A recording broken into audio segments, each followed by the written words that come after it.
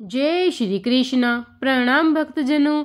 आज हम श्रीमद् भागवत पुराण के दशम स्कंद के अध्याय 26 की कथा सुनेंगे और आज के अध्याय में हम श्री कृष्ण के पावन चरित्र की कथा सुनेंगे।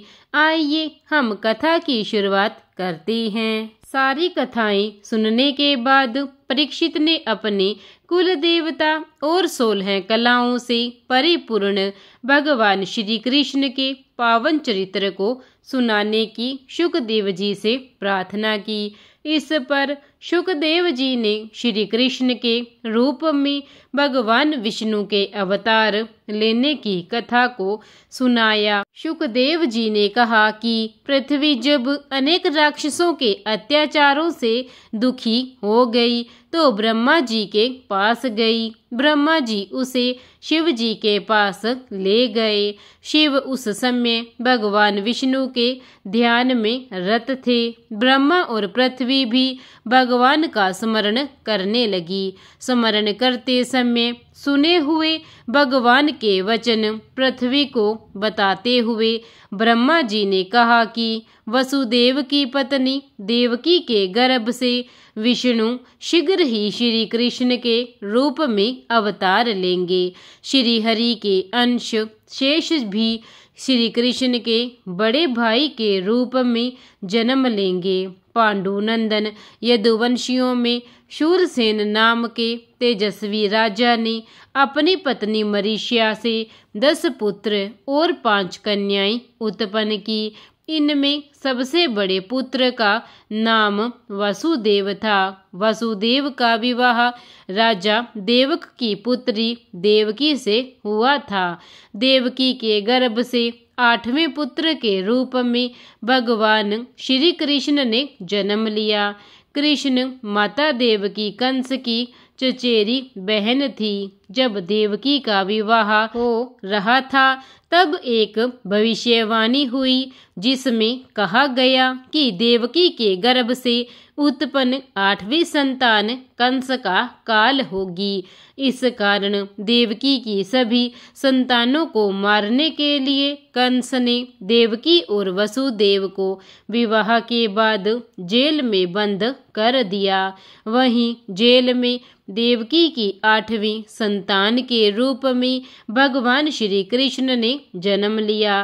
कंस के वध का परिचय देते हुए शुकदेव जी बोले कि वृष्णिवंशी आहुक राजा के बेटे उग्रसेन थे। उनकी पत्नी बहुत सुंदर थी। उसका नाम पवन रेखा था। एक दिन वह उपवन में विहार कर रही थी तो सखियों से अलग हो गई।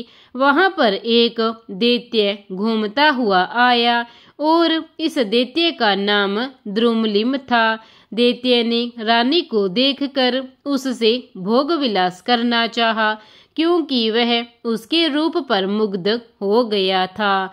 बलपूर्वक भोग से आनंद न मिल पाने के कारण उसने माया से उग्रसेन का रूप बनाकर काम भावना बुझाने की प्रार्थना की। रानी ने पहले तो उसको दिन में रोका लेकिन कई बार कहने से उनकी इच्छा पूरी की।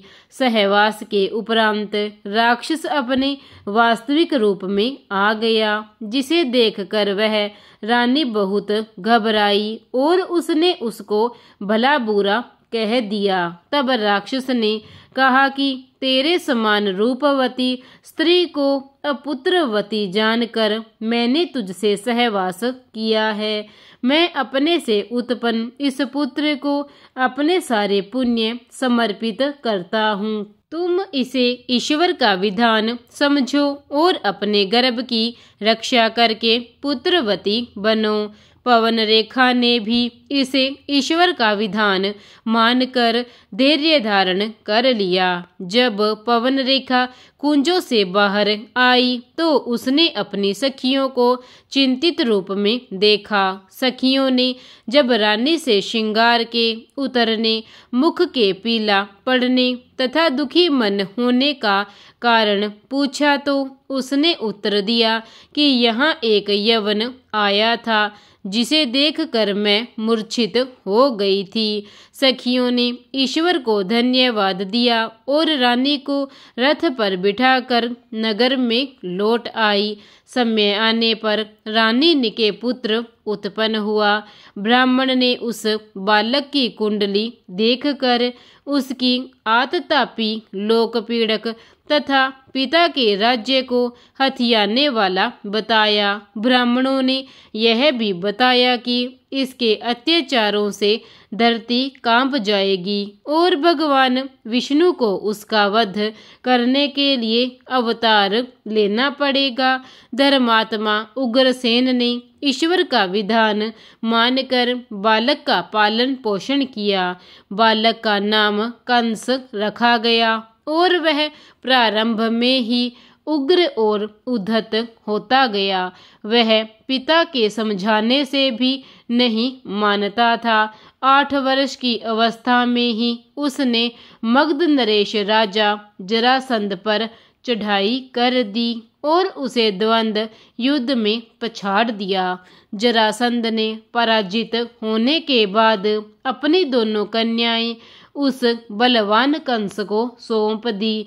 कुछ समय बाद एक दिन राजा उग्रसेन राम की भक्ति कर रहे थे तो कंस ने उन्हें राम की भक्ति छोड़कर शिव की भक्ति करने के लिए कहा। उग्रसेन ने कहा कि मैं राम और शिव में कोई अंतर नहीं मानता। इस पर कंस ने अपने पिता उग्रसेन को लात मारकर सिंहासन से नीचे गिरा दिया और स्वयं सिंहासन पर बैठ गया।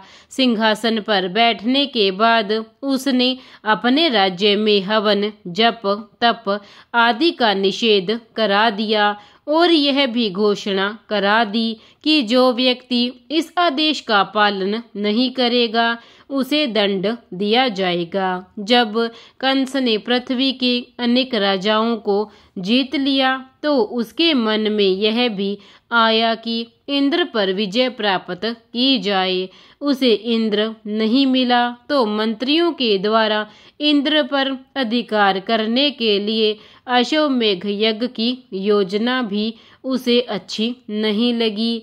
उसके लगातार बढ़ते हुए कर्मों के कारण उसके वध के लिए श्री कृष्ण का अवतार शुरू हुआ था।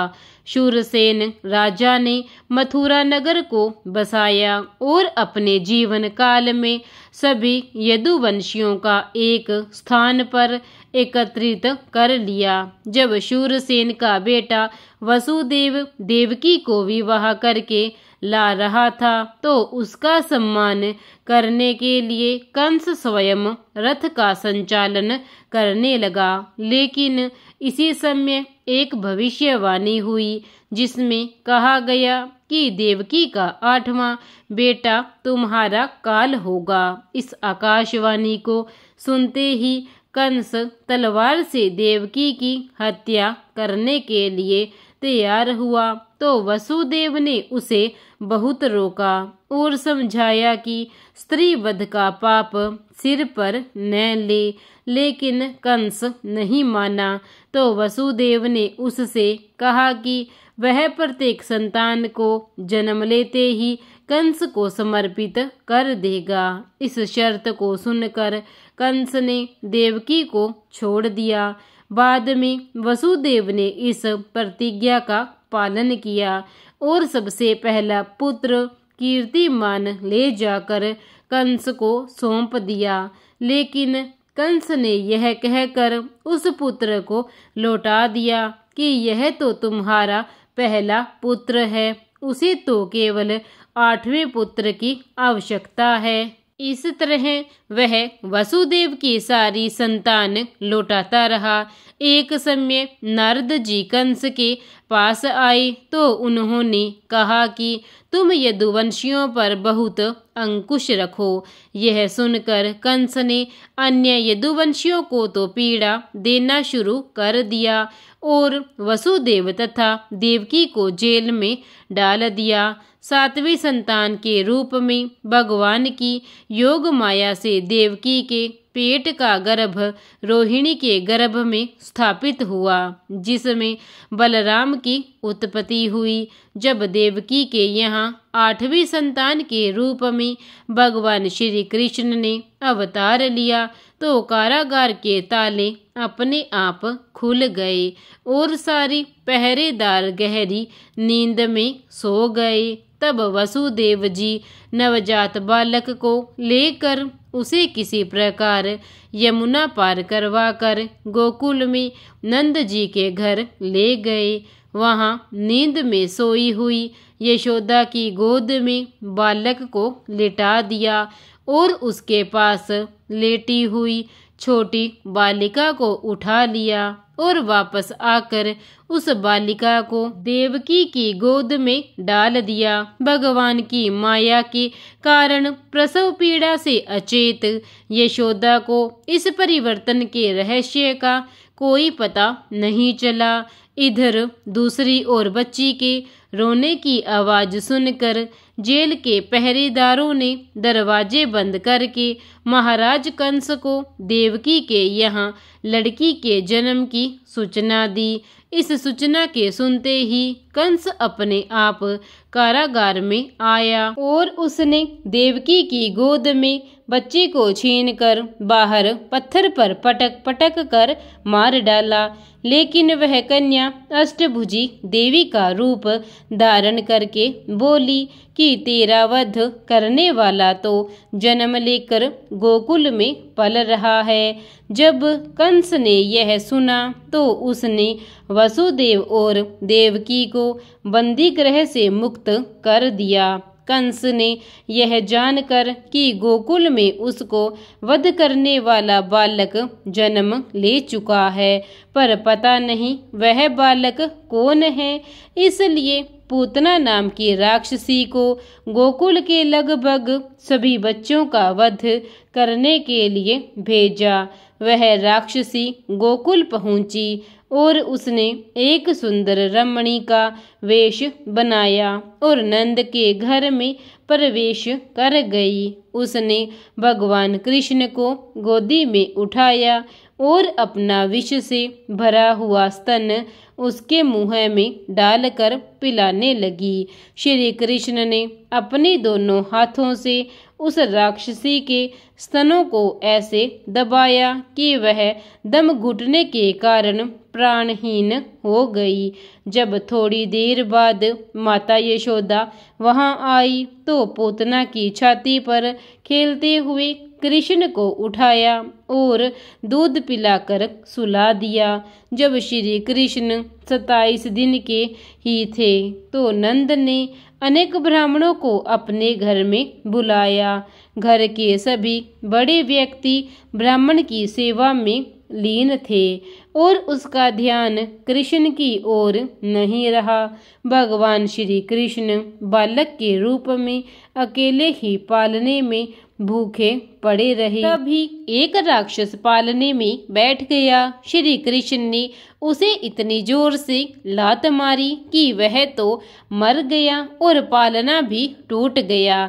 शोर सुनकर बहुत से लोग वहां भाग कर आए तो उन्होंने देखा कि कृष्ण तो कुशल पूर्वक है, लेकिन एक राक्षस वहां पर मरा पड़ा है। इसके बाद जब श्री कृष्ण 5 महीने के हुए तब कंस ने तूणावर्त नाम के राक्षस को श्री कृष्ण के वध के लिए भेजा।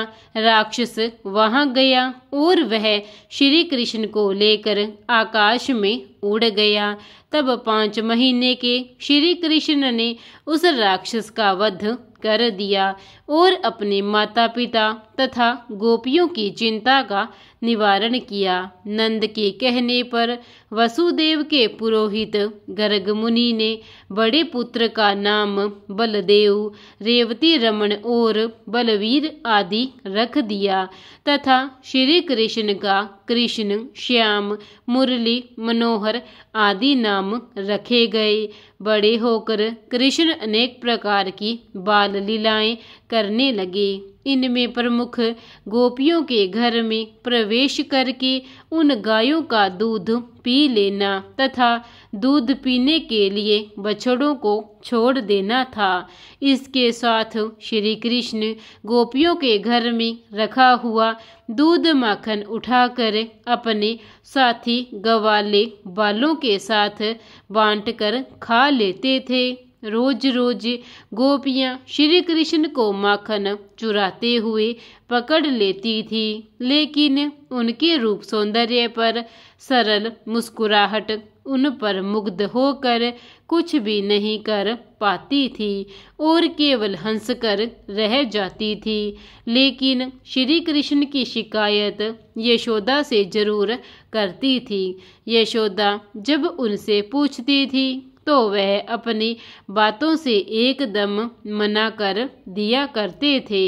एक दिन जब यशोदा को शिकायत मिली कि कृष्ण ने मिट्टी खाई है, तो यशोदा ने कृष्ण को मुंह खोलने के लिए कहा।